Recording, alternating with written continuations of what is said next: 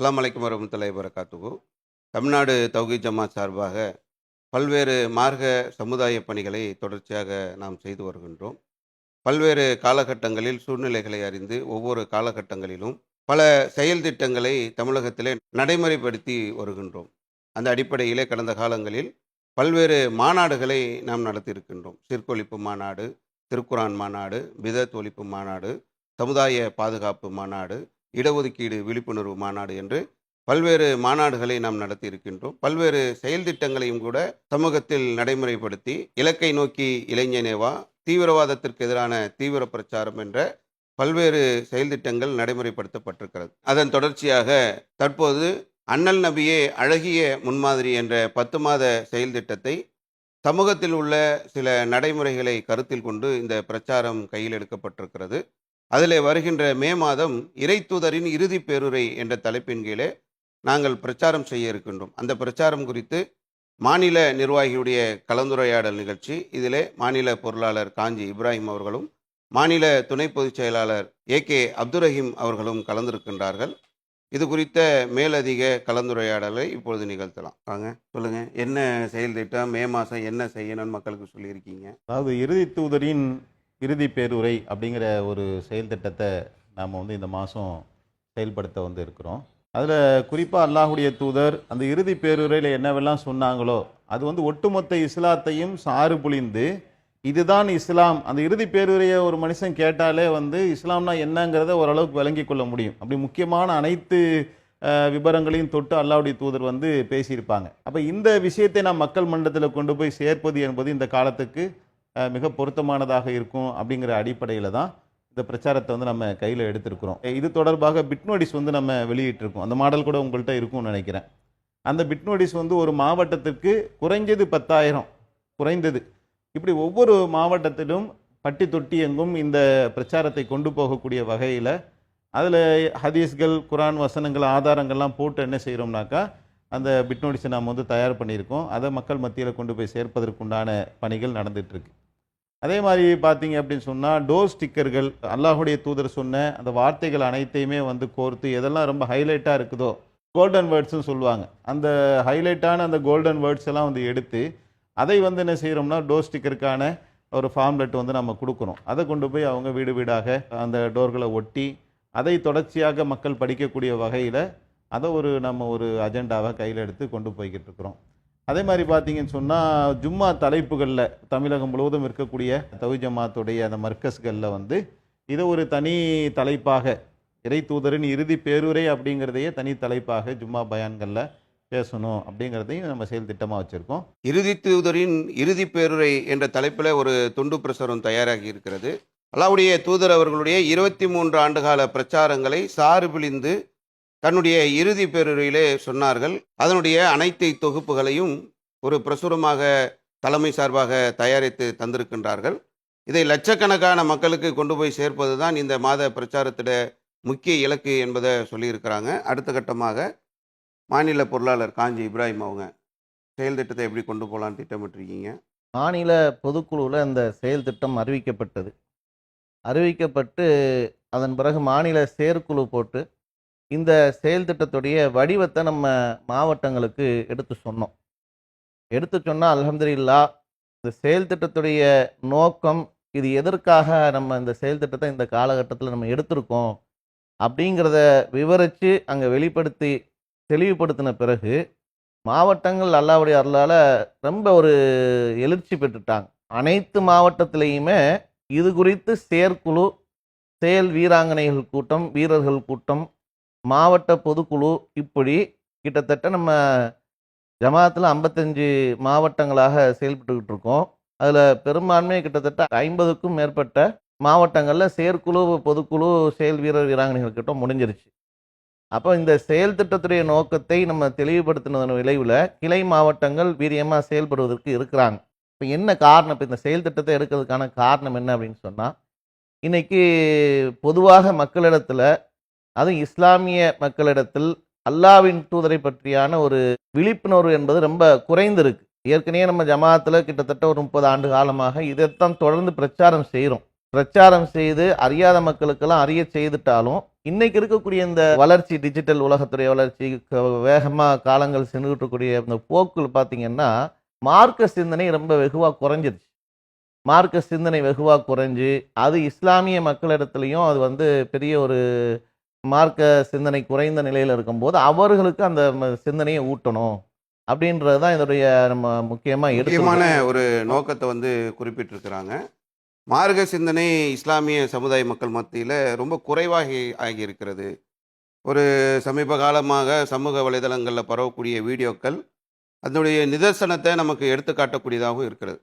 ஒரு இஸ்லாமிய பெண் குடும்பத்தோடு சினிமா பார்க்க வராங்க. என்ன படம் எப்படி இருந்ததுன்னு கேட்கும்போது, நான் ஜும்மா தொழுகை கூட போகலை, படம் நல்லா இருந்தது, அல்ஹம்துலில்லாஹ், இறைவனுக்கே எல்லா புகழும் சொல்லி ஒரு குடும்பத்தோட ஒரு திரைப்படம் பார்க்குற மாதிரியான ஒரு நிகழ்வுகள். சினிமா நடிகர்கள் பின்னால் அணிவகுக்கக்கூடியது. சில நேரங்களில் சினிமா நடிகர்களுக்கு நாங்கள் வாக்கு சேகரிக்க போகிறோம், அரசியல் தலைவர்களுக்கு நாங்கள் வாக்கு சேகரிக்க போகிறோம் என்று சொல்லி குத்தாட்டம் போடக்கூடியது. அந்த ஒரு மாதிரியான ஒரு பொது சமூகத்தில் கலக்கிறோன்ற மாதிரி மக்கள் கலந்து செல்லக்கூடியதை பார்க்குறோம். ஒரு பெண்மணி தெளிவாக சொல்லும்போது, என் கணவரை விட எனக்கு விஜய் தான் ரொம்ப பிடிக்கும் என்று சொல்கிற மாதிரியான நிகழ்வுகள். இப்படி இஸ்லாமிய சமூகத்தில் உள்ள மக்கள் எல்லாம் இப்படி ஒரு திசை மாறி போகக்கூடிய ஒரு சூழல் இருக்கிறதுனால தான் இப்போ இந்த கால சூழ்நிலையில் அல்லாஹ்வுடைய தூதரை பற்றி சொல்ல வேண்டிய ஒரு தேவை இருக்கிறதுனால இதை நம்ம இந்த பிரச்சாரத்தை கையில் எடுத்ததையும், இதற்காக தொடர்ச்சியாக மாவட்டங்களுக்கு நம்ம வலியுறுத்தி பொதுக்குழு, செயற்குழு, செயல் வீரர்கள் கூட்டம் நடத்தப்பட்டதையும் சகோதரர் சொல்லியிருக்கிறாங்க. அடுத்து எப்படி இந்த பிரச்சாரத்தை கொண்டு செல்ல இருக்கிறீங்க? எந்த ஒரு இயக்கமாக இருந்தாலும் அந்த இயக்கத்துக்குன்னு ஒரு கொள்கை இருக்கும்ல, ஒரு கொள்கை கோட்பாடு இருக்கும். மக்கள் நலன் சார்ந்த ஒன்றுக்காகத்தான் ஒரு இயக்கம் வந்து கட்டமைக்க வந்து படும். ஆனால் அந்த கட்டமைப்பின் கீழே அந்த அமைப்பு, அந்த இயக்கம் செயல்படுதா இல்லையாங்கிறது சந்தேகத்துக்குரிய ஒன்று. அதை விட்டுருவோம் நம்ம. இஸ்லாமிய மார்க்கத்தினுடைய அடிநாதம் என்ன அப்படின்னா, ஓரிரை கொள்கையை வந்து இந்த உலகத்துக்கு சொல்லுது. அந்த ஓரிரை கொள்கையை நம்புவதன் மூலமாக எது போன்ற மாற்றங்கள் ஏற்பட்டிருக்கு அப்படிங்கிறத வந்து அந்த இறுதி பேருரையிலே முகமது நபி அவர்கள் வந்து விளக்குறது இருக்குல்ல, அது உண்மையிலேயே மனித சமுதாயத்துக்கே தேவையான ஒன்று. இது தனிப்பட்ட ஒரு மதத்துக்கு சொந்தமானது வந்து கிடையாது. இன்றைக்கும் உலக அளவில் பார்த்தீங்கன்னு சொன்னால், பிறப்பின் பேரால் மனிதர்கள் வந்து உயர்ந்தவன் தாழ்ந்தவன் என்று கற்பிக்கக்கூடிய ஒரு தன்மை இன்றைக்கு உலகத்தில் பல நாடுகள் இருக்குது. இந்தியாவிலும் தமிழகத்திலும் இன்றைக்கும் பல குக்கிராமகத்தில் கொட்டாங்குச்சியில் வந்து டீ ஊற்றி தான் உங்களுக்கு கொடுப்பேன், உனக்கு நான் வந்து சில்வர் டம்ளரில் கொடுக்க மாட்டேன், கண்ணாடி டம்ளரில் கொடுக்க மாட்டேன் என்று அப்போ அந்த இரட்டை கோலை முறை என்பது இன்றைக்கும் தமிழகத்தில் ஒழிக்கப்படவில்லை. அதுக்கு என்ன காரணம் என்று சொன்னால், நீங்களாம் பிறப்பாலேயே தாழ்ந்தவர்கள் என்கின்ற ஒரு சிஸ்டம் வந்து இருக்குது. கொட்டாங்குச்சின்றது பேப்பர் கப்பாக மாறி இருக்கு, அவ்வளோதான். அவ்வளோதான். கொட்டாங்குச்சி நவீன யுகத்தில் வந்து கரெக்டாக சொன்னாங்க, இப்ராஹிம் சொன்ன மாதிரி கொட்டாங்குச்சி பேப்பர் கப்பாக பரிணமித்திருக்கே ஒழிய, ஆனால் அந்த இன இழிவு வந்து நீக்கப்பட்டிருக்கா? நீக்கப்படலை. எத்தனை சட்டங்கள் கொண்டு வந்தாலும் சரி, எவ்வளவு புரட்சிகரமான சித்தாந்தங்கள் வந்தாலும் சரி, நடைமுறையில் அவர்களால் முழுவதுமாக ஒழிக்க முடியவில்லை. அப்போ முகமது நபி என்ன செய்கிறாங்கன்னா, இதை அந்த இறுதி பேருரையில் அறிவிக்கிறாங்க. நீங்கள் அனைவருமே ஒரு ஆண் ஒரு பெண்ணுக்கு பிறந்தவர்கள் தான் என்கிற இந்த தத்துவத்தில் எப்படி இருக்கு? எல்லாருடைய தாய் தகப்பனும் ஆதம் ஹவ்வா என்று சொல்லக்கூடிய இருவருக்கும் பிறந்தவர்கள் அப்படின்னு சொல்வதன் மூலமாக, இந்த தத்துவத்தை ஏற்பதன் மூலமாக, இப்படிதான் இறைவன் மனிதனை படைத்திருக்கின்றான் என்பதை அறிவித்ததன் மூலமாக எல்லாருமே அண்ணன் தம்பி, நம்ம எல்லாருமே ஒரு தாய் தகப்பனுக்கு பிறந்தவங்கன்னு சொல்லும்போது சகோதரத்துவம் வருமா வராதா? அப்போ இஸ்லாமிய மார்க்கம் என்பது இங்கே சகோதரத்துவத்தை நிலைநாட்டுவதன் மூலமாக இனத்தின் பெயரால் சொல்லப்பட்ட உயர்வு தாழ்வுகளை ஒழித்து ஒரு ஒற்றுமை என்ன செஞ்சிருக்கு? உருவாக்கியதை நாம் வந்து பார்க்குறோம். அப்போ முகமது நபியுடைய வருகைக்கு முன்னால் பல்வேறு விதமான கோத்திரத்தின் பெயரால் அடித்து கொண்டிருந்தார்கள் அந்த அரபு மக்கள். மக்காலும் சரி மதினாவிலும் சரி, கோத்திரத்தின் பெயரால், இனத்தின் பெயரால், முனியின் பெயரால் அடித்து கொண்டிருந்த, போர்க்களமாக இருந்த, இரத்த ஆறு ஓடிக்கொண்டிருந்த அந்த மக்காவில இன்றைக்கு வந்து ஒரு ஒருமித்த ஒரு தேசம் உருவாயிருக்கு என்று சொன்னால் அதுக்கு அடிப்படை காரணம் இந்த பிறப்பால் அனைவரும் சமம் என்கின்ற இந்த தத்துவம். இது உலகத்துக்கே தேவையான தத்துவம் என்பதை அன்றைக்கு முகமது நபி சொன்னார்கள். அதை மக்கள் மன்றத்தில் கொண்டு போய் சேர்க்கக்கூடிய ஒரு அம்சமும் இந்த இறுதி பேரில் அமைஞ்சிருக்கிறத நம்ம பார்க்குறோம். 10 மாத பிரச்சாரங்கள், அதிலே மே மாதம் இறை தூதரின் இறுதி பேருரை, அதிலும் கோல்டன் வேட்ஸ் என்று சொல்லக்கூடிய ரத்தின சுருக்கமாக நபிகள் நாயகம் சொன்னவற்றை இந்த மாதத்தில் பிரச்சாரம் செய்ய இருக்கின்றோம். அதிலே இனவெறியை மாய்த்த இனிய நபி என்ற அந்த தலைப்பிலே இனவெறியை எப்படி இஸ்லாம் அளித்திருக்கிறது, அதற்கு இனிய நபி இறை தூதர் எப்படி வழிகாட்டி இருக்கிறார்கள் என்பதை இந்த மாத பிரச்சாரத்திலே கொண்டு செல்ல இருக்கிறோம் என்பதை சொல்லியிருக்கின்றார்கள். இதை டோர் ஸ்டிக்கர் வடிவிலே ஆட்டோ ஸ்டிக்கர் வடிவிலே, பைக் ஸ்டிக்கர் வடிவிலே மக்கள் கொண்டு செல்வார்கள் என்பதையும் அவர்கள் நமக்கு நினைவுபடுத்தியிருக்கின்றார்கள். அடுத்து இந்த பிரச்சாரத்தை எப்படி கொண்டு செல்ல இருக்கிறீங்க?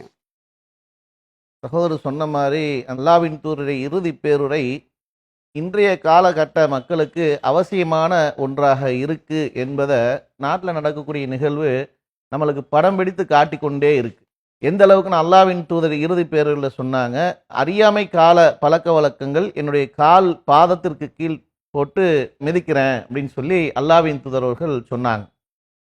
அந்த அறியாமை கால பழக்க வழக்கங்கள், மூட நம்பிக்கைகள் நிறைந்து இருந்த அன்றைய காலகட்டத்தில் இப்படி ஒரு வார்த்தையை சொல்லி, இது இப்படிப்பட்ட நிகழ்வு இருக்கக்கூடாதுன்னு ஒவ்வொரு விஷயத்துக்கும் அல்லாஹ்வின் தூதர் எச்சரிக்கை செய்தாங்க. இன்னைக்கு பாருங்க, இன்னைக்கு நவீன உலகத்துல அறிவியல்ல மனுஷன் முன்னேறிட்டான், இன்னைக்கு விண்ணுலகத்துக்கு செல்றான், நிலாவுக்கு செல்றான்லாம் மனுஷன் பெருமையா பேசிக்கிட்டு இருக்க காலகட்டத்துல, இன்னைக்கு இந்த நாட்டில் இந்தியாவில் ஆற்றுல போய் என்ன பண்ணுறாங்கன்னா, ஒரு டேங்கர் லாரி அளவுக்கு பாலை கொண்டு போய் கலந்துக்கிட்டு இருக்கிறாங்க. கேட்டால் அது என்னுடைய வழிமுறை அப்படின்னு சொல்லி இந்த மாதிரி மூட பழக்க வழக்கங்களில் போய் என்ன பண்ணுறாங்கன்னா மூழ்கிக்கிட்டு இருக்காங்க.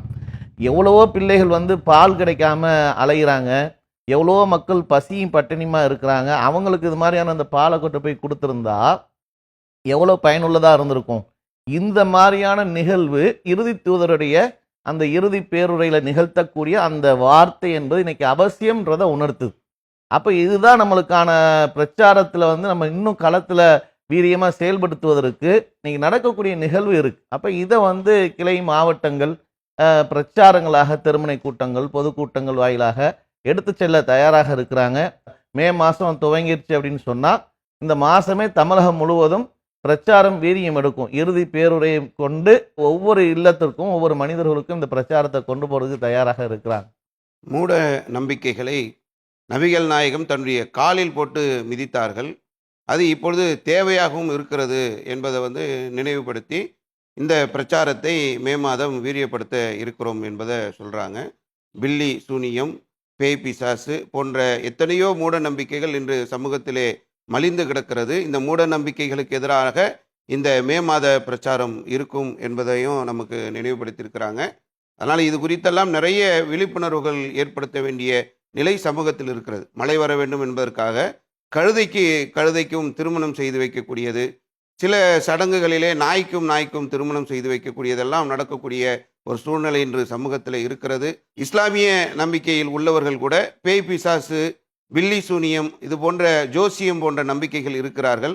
அவர்களையெல்லாம் மீட்டெடுக்க வேண்டிய ஒரு தேவை இருக்கிறதையும் இந்த மாத பிரச்சாரத்தில் நம்ம கவர் பண்ண இருக்கிறோம் என்பதை சுட்டி காட்டி இருக்கிறாங்க. அடுத்து பிரச்சாரத்தில் என்னெல்லாம் நம்ம இந்த மாதம் செய்ய இருக்கிறோம்? அதாவது இப்போ அந்த மனிதனுடைய வாழ்க்கைக்கு பொருளாதாரங்கிறது ஒரு அவசியமான ஒன்று. ஆனால் இன்றைக்கி அந்த பொருளாதாரத்தை எது அழிச்சிக்கிட்டு இருக்குன்னா, வட்டிங்கிற ஒன்று அழிச்சிக்கிட்டு இருக்கு.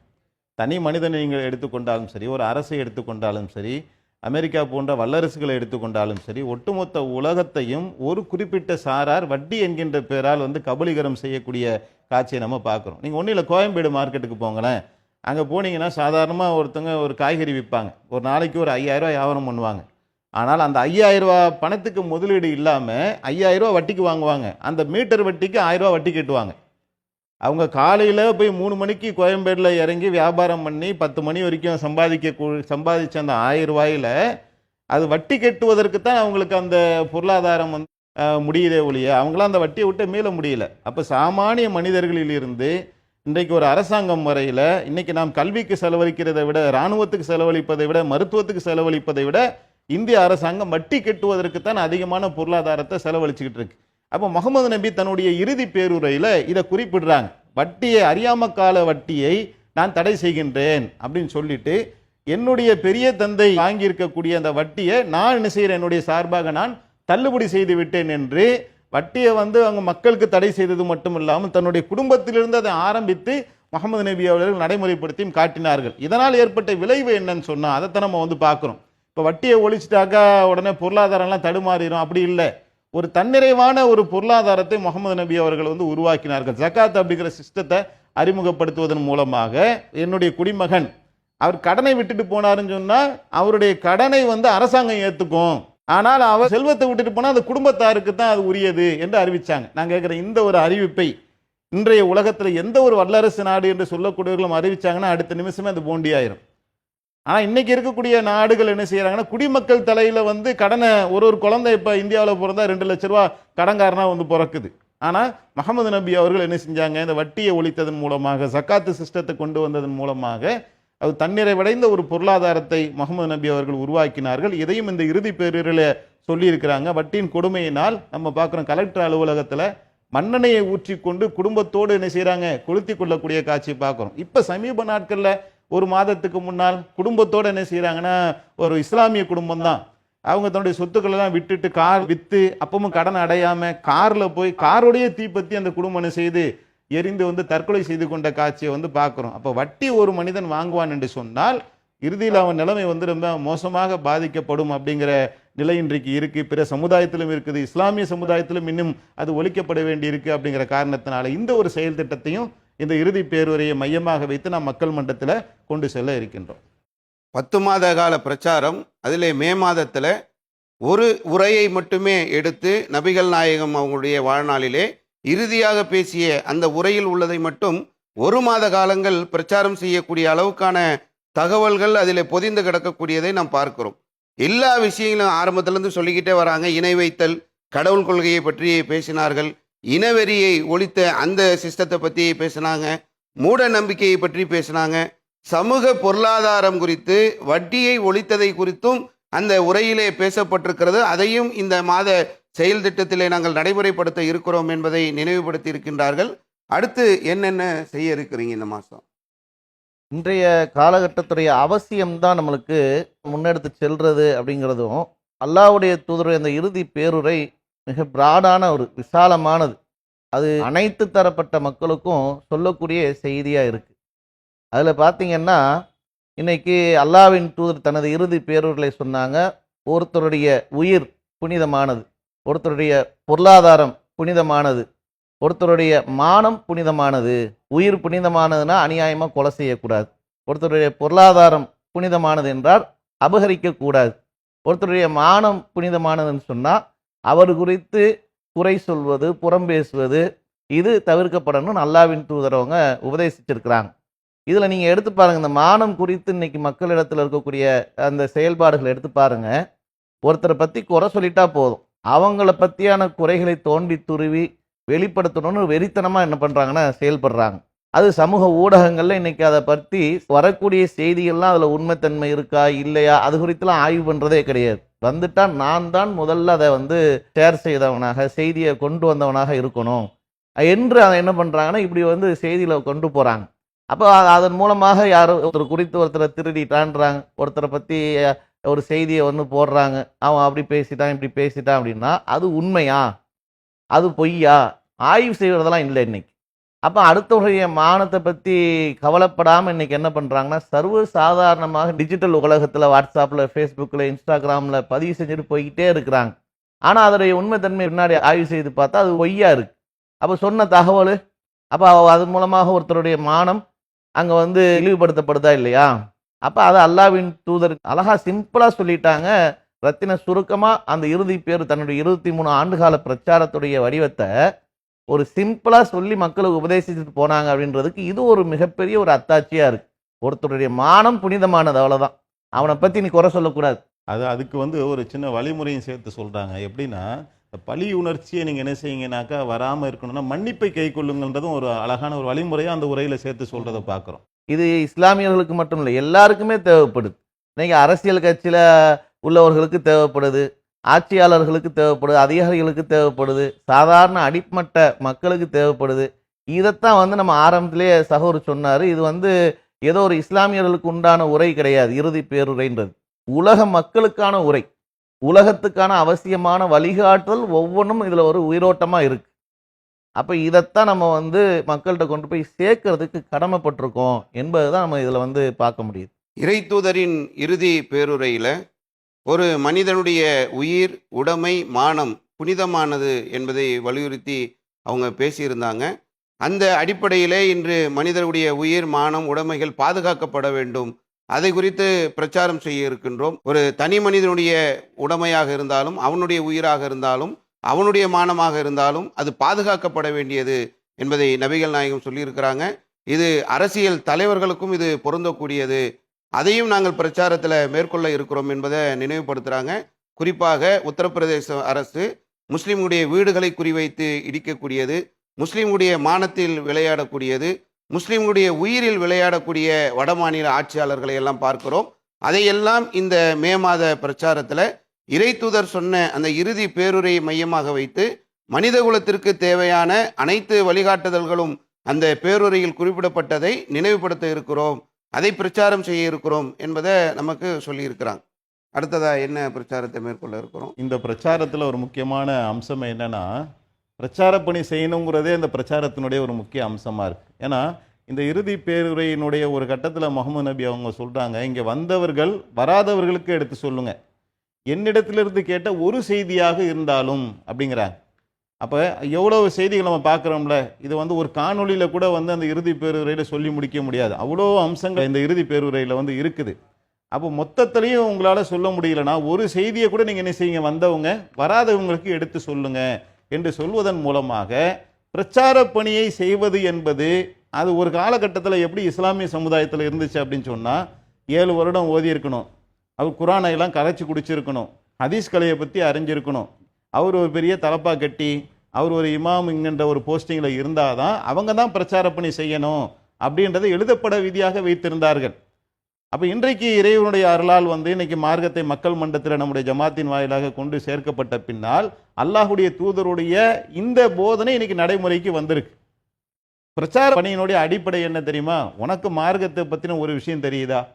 இந்த செயல் ஹலால்னு தெரியுதா? இது ஹராம்னு தெரியும். ஒருத்தர் வட்டிக்கு வாங்குறாரு, வட்டிக்கு வாங்குறது இஸ்லாம் ஹராம் ஆக்கியிருக்கு நமக்கு தெரிஞ்சா அதை போய் நீ சொல்லுப்பான்றாங்க ரசூலுல்லாஹ். அதுதான் இந்த ஹதீஸ் சொல்லுது, இங்கே வந்தவர்கள் வராதவர்களுக்கு எடுத்து சொல்லுங்க, என்னிடத்திலிருந்து கேட்ட ஒரு செய்தியாக இருந்தாலும் என்று சொன்னார்கள். இதை மனதில் ஏந்தியவர்களாக இன்றைக்கு பல இஸ்லாமிய மக்கள் பார்க்குறோம். அவங்களுக்கு மார்க்கத்தை தெரிஞ்சுக்கிட்டு போயிடறாங்களே ஒழிய அதை மற்ற மக்கள்கிட்ட கொண்டு போய் சேர்க்க வேண்டிய ஒரு அமானிதத்தை ஒரு முஸ்லீம் சுமந்து கொண்டிருக்கின்றான் என்கின்ற அந்த விழிப்புணர்வு இல்லாமல் இருக்கிறாங்க. அதை நம்ம மக்கள் மன்றத்தில் கொண்டு போய் தாவா களத்தை வீரியப்படுத்தி அனைத்து மக்கள் மட்டத்திலையும் கொண்டு போகுவதற்கு நாம் ஒரு தாவா களத்தை அமைக்க இருக்கிறோம். இது ஒரு முக்கியமான அம்சமாக இருக்குது. அப்படி கொண்டு போகக்கூடியவர்கள் எதை கவனிக்க வேண்டும் என்று சொல்லும்போது, உங்களிடத்தில் ஒன்றை விட்டு செல்லுகின்றேன், அதை நீங்கள் பின்பற்றும் காலமெல்லாம் வழி தவற மாட்டீர்கள் என்று சொல்லி அதைத்தான் அல்லாஹ்வுடைய வேதம், இன்னொன்று நடைமுறை என்று என்னுடைய வழிகாட்டுதலை முகமது நபி அவர்கள் உலகத்துக்கு சொல்லியிருக்கிறாங்க. இந்த குர்ஆன் ஹதீஸின் அடிப்படையில் அல்லாஹ்வுடைய தூதர் கொடுத்த அந்த போதனையின் அடிப்படையில் இந்த பிரச்சாரத்தை களம் அமைத்து நாம் செய்ய இருக்கிறோம். ஒவ்வொரு மனிதனும் பிரச்சாரம் செய்யக்கூடிய உரிமையை இஸ்லாம் வழங்கி இருக்கின்றது.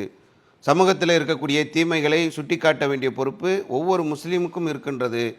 இது ஒரு குறிப்பிட்ட சாராருக்கு மட்டும் உரிய பணி அல்ல என்பதை இந்த பிரச்சாரத்தின் மூலமாக நபிகள் நாயகம் அவங்க தன்னுடைய இறுதி பேருரையில் குறிப்பிட்ட அடிப்படையில் அந்த பிரச்சாரத்தையும் மக்களிடத்தில் நாங்கள் கொண்டு செல்ல இருக்கிறோம். இதிலே ஒவ்வொரு முஸ்லீமும் இதில் கலந்து கொண்டு மக்களுக்கு மத்தியிலே நன்மையான காரியங்களை எடுத்து சொல்வதும், தீமைகள் செய்யக்கூடிய மக்களிடத்தில் அது தீமை என்று சுட்டிக்காட்டி அந்த தீமையிலிருந்து அவர்கள் விலக்கப்படக்கூடிய ஒரு செய்திகளை எல்லாம் நாம் இந்த பணியிலே கடைபிடிக்க வேண்டும் என்பது இந்த பிரச்சாரத்தில் உள்ள ஒரு முக்கியமான நிகழ்வாக இருக்கிறது. இறுதி தூதரின் இறுதி பேருரை என்ற தலைப்பில் ஒரு துண்டு பிரசுரம் தயாரிக்கப்பட்டிருக்கிறது. இந்த மாதத்தில் ஒரு முக்கியமான நம்ம கடைபிடிக்க வேண்டிய ஒரு முக்கியமான விஷயம் என்னவென்று சொன்னால், லட்சக்கணக்கான மக்களுக்கு இந்த செய்தியை நம்ம இந்த பிரசுரம் வழியாக கொண்டு செல்வது. அதே போன்று இறுதி பேருரை என்ற ஒரு புத்தகம் தலைமை சார்பாக வெளியிடப்பட்டிருக்கிறது. இதனுடைய அடக்க விலை 20 ரூபாய், 50% தள்ளுபடியோட வெறும் 10 ரூபாய்க்கு இந்த புத்தகம் விநியோகம் செய்ய இருக்கிறாங்க. இதையும் நம்ம அரசு அதிகாரிகள், ஆசிரியர்கள், சமூகத்தில் ஒரு முக்கிய பங்கு வகிக்கக்கூடியவங்க இந்த புத்தகத்தை எல்லா தரப்பு மக்களிடத்திலும் நம்ம கொண்டு போய் சேர்த்தோம் என்று சொன்னால், இறுதி தூதருடைய அந்த இறுதி பேருரை சொல்லக்கூடிய அந்த முக்கியமான தகவல்கள் அவங்க பெற்றுக்கொள்வதற்கு வாய்ப்பாக இருக்கும். அதே போல் இந்த காலகட்டங்களில் இந்த பிரச்சாரத்துடைய யுக்தியாக நாம் சின்ன சின்ன ஒரு 2 நிமிட 1 நிமிட அந்த ரீல்ஸ் வீடியோவை நம்ம வெளியிட இருக்கிறோம். இதையும் அதாவது என்ன பிரச்சாரத்தில் என்னுடைய பங்கு என்ன அப்படின்னு ஒவ்வொருவரும் இதில் கலந்து கொள்ள வேண்டும் என்று சொன்னால், உங்கள் சமூக வலைதள பக்கங்களில் அந்த ரீல்ஸ் வீடியோவை ஷேர் பண்ணுறது, இதை உங்களுடைய நண்பர்களுக்கு, உங்களுடைய உறவுகளுக்கு, உங்களோடு வேலை செய்யக்கூடிய அந்த மக்களுக்கெல்லாம் இந்த வீடியோக்களை கொண்டு போய் சேர்க்கறது. என்ன சொன்னாங்க, நபிகள் நாயகம் செய்த சமூக புரட்சி என்ன, இந்த இறுதி காலகட்டங்களில் இவ்வளவு நாள் 23 ஆண்டு காலங்கள் என்ன பிரச்சாரம் செய்தார்களோ அதை சுருக்கி தருகின்ற போது எந்தெந்த விஷயங்களை முக்கியமாக எடுத்து சொன்னாங்க என்பதை போன்ற அந்த ரீல்ஸ் வீடியோக்களை எல்லாம் மக்களுக்கு கொண்டு செல்லக்கூடிய, மக்களிடத்தில் சேர்க்கக்கூடிய அந்த பணியை இந்த மே மாத பிரச்சாரத்தில் நம்ம கடைபிடிக்க வேண்டும். அடுத்தடுத்து வரக்கூடிய ஒவ்வொரு மாதங்களும் ஒவ்வொரு செயல் திட்டங்களும் இருக்கின்றது. அதை முறையாக மக்களுக்கும் வழிகாட்டி, நம்ம மாவட்ட நிர்வாகிகளுக்கு எப்படி நாம் வழிகாட்டினோமோ அதுபோன்று இந்த பிரச்சார களத்தில் இருக்கக்கூடிய மக்களுக்கும் அது போன்ற வழிகாட்டுதல்களை நாம் தருவோம். தொடர்ச்சியாக நம்முடைய இந்த பிரச்சார பயணத்திலே உங்களையும் நீங்கள் இணைத்து கொண்டு நீங்களும் அல்லாஹ்வுடைய தூதருடைய இந்த போதனைகளை மக்களிடத்தில் கொண்டு போய் சேர்க்க வேண்டும். அதைத்தான் இறுதி பேருரையிலே நபிகள் நாயகம் சொன்னார்கள், வந்திருக்கக்கூடிய நீங்கள் வராத மக்களுக்கு இந்த செய்தியை கொண்டு போய் சேர்த்து விடுங்கள் என்பது இந்த பிரச்சார களத்திலே அனைவரும் இணைந்து அனைவரும் பணியாற்ற வேண்டும் என்பதுதான் இதில் உள்ள அடிப்படையான நோக்கம். அதில் அவங்க சொன்னதோட தொடர்ச்சியாக பார்த்தீங்க அப்படின்னு சொன்னால், வாய்ப்புள்ள இடங்களில் மார்க்க விளக்க தெருமுனை கூட்டங்களாக நாம் நடத்திக்கலாம். அதே மாதிரி இந்த கோல்டன் வேர்ட்ஸை நம்ம டோர் ஸ்டிக்கர்களாக தாவா செய்ய போகக்கூடிய இடங்களில் பிட் நோட்டீஸ் கொடுக்குறோம்ல, அங்கேயே நம்ம அதை டோர் ஸ்டிக்கர்களாக ஒட்டும்போது தொடர்ச்சியாக அதையே அவங்க பார்க்கும்போது அது ஒரு பயனளிக்கக்கூடிய விதமாக இருக்கும். அதே மாதிரி பார்த்தீங்கன்னு சொன்னால், ஜும்மா பேருரைகள் இதற்கென்று தனியாக நம்முடைய மர்க்கஸ்களில் இந்த மாதத்தை இந்த தலைப்பை மையமாக கொண்டு ஜும்மா உரைகளை அமைத்துக் கொள்ள வேண்டும் என்கின்ற கூடுதலான வழிகாட்டுதலை நாம் இதில் கொடுத்துருக்குறோம். இந்த அனைத்து வழிகாட்டுதலையும் பின்பற்றி இன்ஷா அல்லாஹ் நம்ம இந்த செயல் திட்டத்தை வீரியமாக மக்கள் மன்றத்தில் கொண்டு போக இருக்கின்றோம். அல்லாஹு அக்பர், அல்லாஹு அக்பர்.